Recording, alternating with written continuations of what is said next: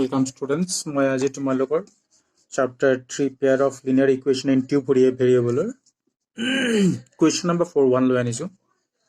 কোনো ছাত্ৰবাসৰ মাহেকীয়া মাচুলৰ এটা অংশ নিৰ্দিষ্ট আৰু বাকীখিনি এজন মেছত কিমান দিন খাদ্য গ্ৰহণ কৰিলে তাৰ ওপৰত নিৰ্ভৰ কৰে।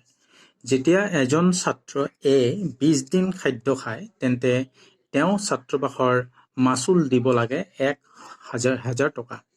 আকৌ এজন ছাত্ৰ বিয়ে যদি 26 দিন খাদ্য খায় তেন্তে মাচুল দিব লাগে 1180 টকা। নিৰ্দিষ্ট মাচুল আৰু প্ৰতিদিন খাদ্যৰ দাম কি সেইটো উলিয়াবলৈ কৈছে। অৰ্থাৎ কি কোৱা হৈছে যে ছাত্ৰবাসৰত মাচুলৰ দুটা ভাগ দুটা পাৰ্ট আছে। এটা পাৰ্ট হ'ল নিৰ্দিষ্ট, সেইটো ছাত্ৰ বা ছাত্ৰীজনৰ দিবই লাগিব, আৰু এটা পাৰ্ট নিৰ্ভৰ কৰিছে খোৱা খাদ্যৰ ওপৰত। ছাত্ৰ বা ছাত্ৰীজনে যিমান দিন খাদ্য খাব তাৰ ওপৰত দ্বিতীয় ভাগটো মাচুল নিৰ্ধাৰিত হ'ব। অৰ্থাৎ প্ৰতিদিনে খাদ্যৰ এটা দাম থাকিব, প্ৰতিদিন এটা মাচুল থাকিব। সেই প্ৰতিদিনৰ মাচুল হিচাপে যিমান দিন থাকিব সিমান দিনৰ হিচাপ কৰি সেই টকাটোৰ লগত নিৰ্দিষ্ট মাচুল দি সেই মাহৰ মাচুল দিব লাগিব। ঠিক আছে।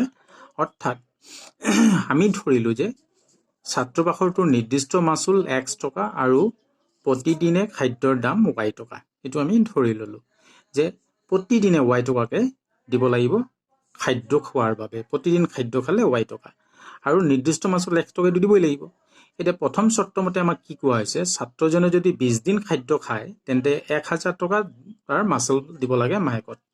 এতিয়া 1000 টকাৰ এটা নিৰ্দিষ্ট x টকা দিবই লাগিব, প্লাছ 20 দিনৰ খাদ্য খোৱাৰ বাবে প্ৰতিদিনে y টকাকে 20 দিনত দিব লাগিব 20y টকা।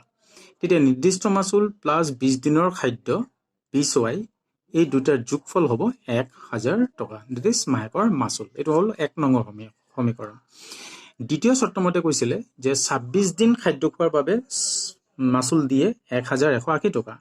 এতিয়া নিৰ্দিষ্ট মাচুলটো x টকা প্লাছ 26 দিনত কিমান খাদ্য খালে y টকাকে 26 দিনৰ খাদ্যৰ দাম হ'ল 26y।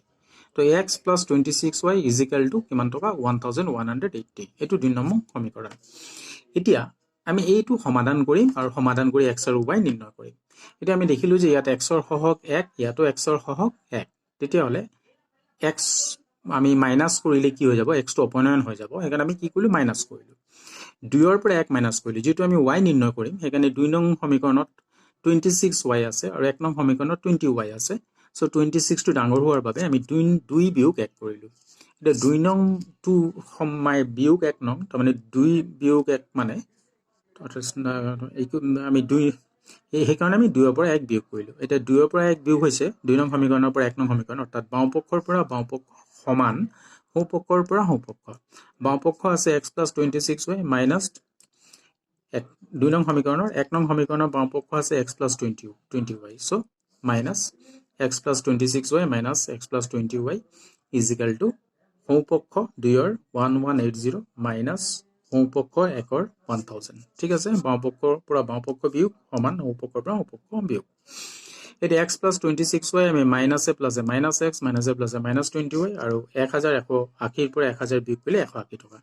এতিয়া plus x minus x cancel হৈ গ'ল। আমাৰ ওচৰত থাকিলে 26y minus 20y, that is 6y। 6y is equal two 180।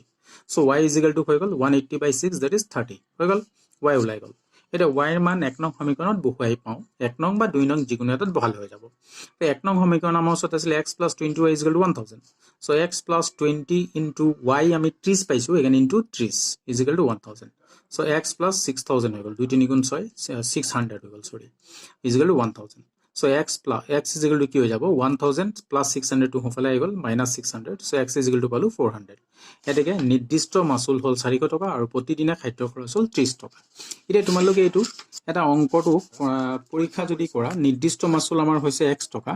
এতিয়া ছাপোজ আমাৰ 26 দিন খাদ্য খাইছিলে 26 ডেইজ, হয়নে? তাৰ কাৰণে কিমান টকা মাচুল দিছিলে? 26 দিন খাদ্য খোৱাৰ কাৰণে আমাৰ মাচুল দিছিলে মানে 1180 ৰুপিজ। এইটো টকা মাচুল দিছিলে। চাওঁচোন, প্ৰথমটো x টকা, তাৰমানে x 400 টকা, এইটো ফিক্সড, এইটো দিবই লাগিব।